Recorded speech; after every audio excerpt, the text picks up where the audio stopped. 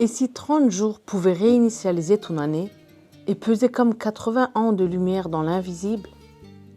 Imagine un mois qui change la densité du temps, une nuit qui vaut 1000 mois, et toi, au cœur de tout ça.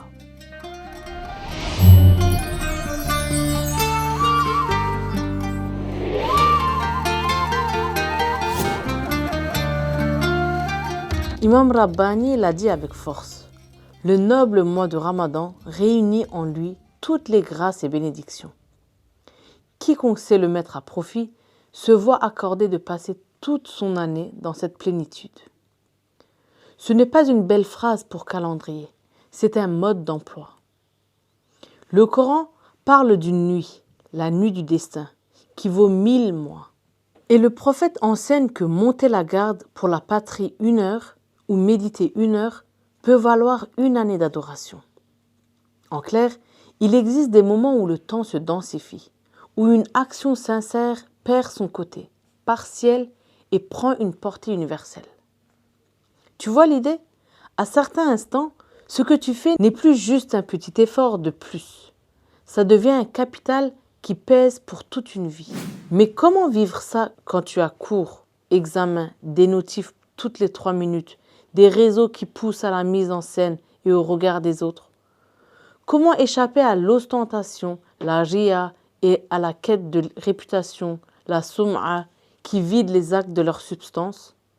Et surtout, comment évaluer ton ramadan de la manière la plus féconde pour que ces 30 jours irriguent vraiment les 12 mois qui suivent? Alors, on pose les bases. Le Coran promet pour la nuit du destin une récompense équivalente à 1000 mois. 1000 mois, environ 80 ans.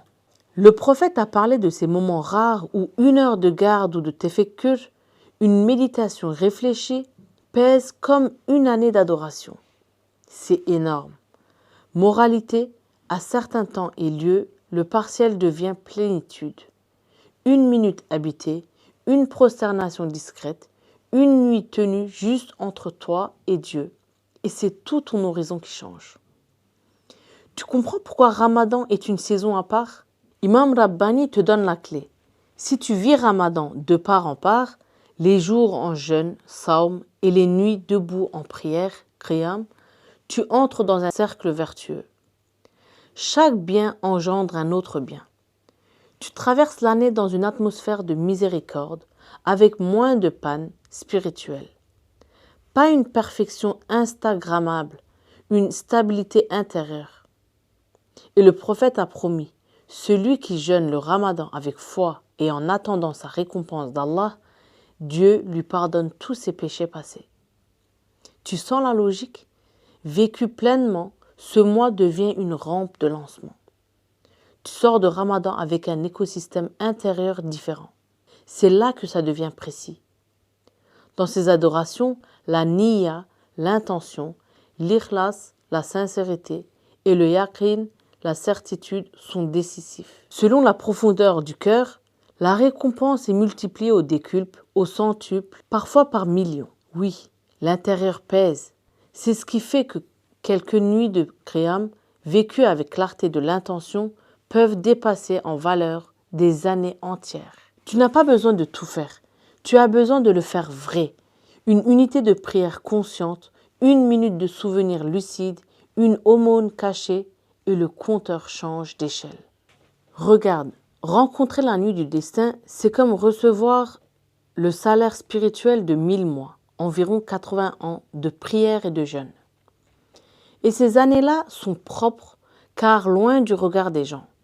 Au contraire, quand tu te dis intérieurement qu'on me voit bien m'incliner ou qu'on admire ma prosternation, ce virus d'ostentation emporte l'acte et ne laisse que fatigue. Tu l'as peut-être déjà senti, on fait un effort, on espère un regard, un like, une validation, et à la fin, il ne reste pas de lumière. Eh bien, Ramadan te rééduque. Il te ramène à l'invisible, il te réapprend le secret. Un homme de la réalisation intérieure a rappelé une vérité qui peut te sauver l'année. Les torts envers autrui, avoir dévoré son bien, injurié, médit, seront compensés par un prélèvement sur tes mérites. En clair, On peut venir prendre sur ce que tu croyais avoir accumulé, mais ce qui relève de la pure libéralité divine, le fadl, le bonus que Dieu t'accorde en surcroît, ne sera pas retiré. Autrement dit, si en une nuit, tu reçois une rétribution équivalente à 80 ans par grâce, elle te reste en bloc. Voilà pourquoi Ramadan est une opportunité à ne pas laisser passer. Le texte souligne que certains vivent non seulement Ramadan, mais toute leur vie comme une dentelle de mujahada, un combat spirituel. Ils servent la parole, éducation, bien, entraide, dialogue, au rythme des saisons, écrivant une page silencieuse mais décisive de l'histoire. Ça te parle? Pas de bruit, pas de posture, du service, une constance, une manière d'habiter l'année jour après jour qui prolonge Ramadan sans slogan. Ustad ouvre une fenêtre essentielle. Le temps devient capital éternel quand il est habité par l'intention et la sincérité. Le jeûne éduque l'ego. Il t'apprend la gratitude. Il te désaccoutume de la paresse et te relie à ce qui manque. Et il insiste, un petit acte avec ikhlas dépasse une montagne d'actes sans ikhlas. Tu vois le renversement? On n'est plus dans la quantité, on est dans la densité. Vécu ainsi, Ramadan devient un accélérateur de foi et de lucidité. Tu vois mieux la valeur d'une minute, d'un regard préservé, d'une pensée tournée vers Dieu. Une minute peut devenir un trésor. Un regard préservé peut valoir un océan. Une pensée droite peut redresser une journée. Hoji Effendi décrit Ramadan comme une école, une vraie école. On y apprend la discipline intérieure, la prière profonde, la méditation et le service désintéressé. La sincérité est la boussole. Fais peu, mais vrai. Préfère l'invisible au visible. Transforme la faim en énergie pour servir.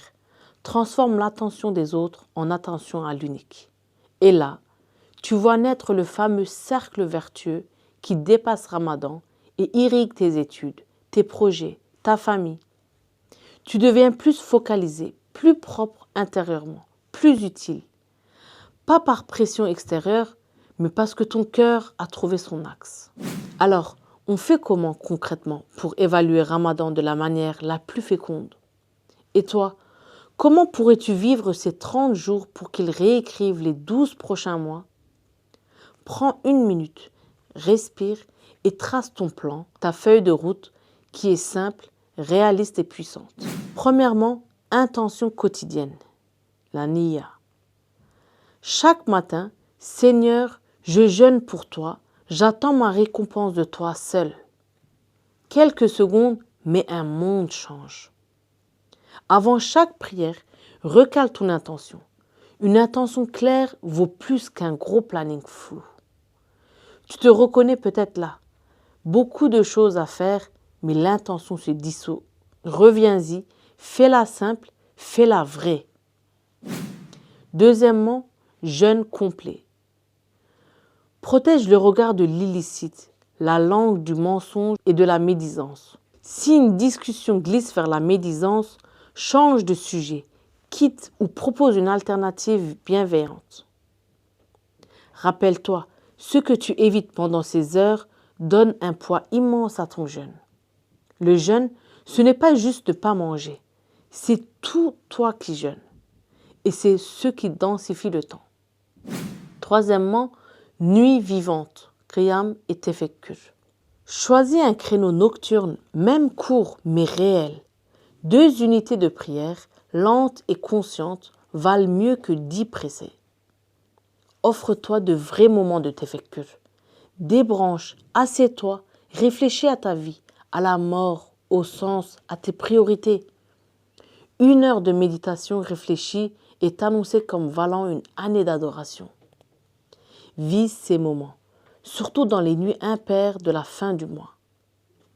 Imagine, la maison dort, le monde se tait et ton cœur se clarifie. C'est là que les décisions se prennent. C'est là que l'année bascule. Quatrièmement, acte caché, loin des regards. Garde un jardin secret, une prière, une lecture, une aide, dont personne ne sait rien. C'est l'antidote à la ria et à la souma.